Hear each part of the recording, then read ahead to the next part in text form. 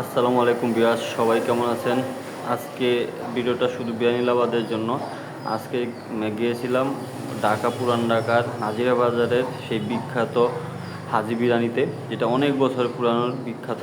এইটা এই বঙ্গবাজার দিয়ে ঢুকে একটু সামনে নাজিরা বাজার আসলেই হাতের ডান পাশে দেখবেন এরকম এক ছোট্ট ছিমছাম দোকান, অনেক পুরাতন দোকান।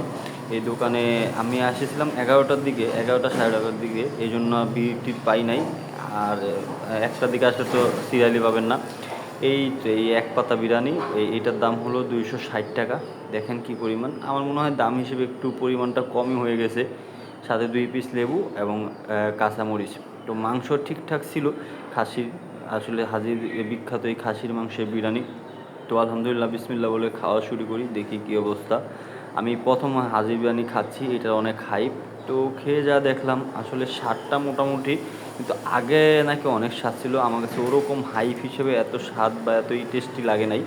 খাসির একটা গন্ধ আছে, যেটা অন্য অন্য আমি স্টারের যে বিরিয়ানিটা খাইছি ওইটা খাসি গন্ধ ছিল না, ওইটা ভালো ছিল।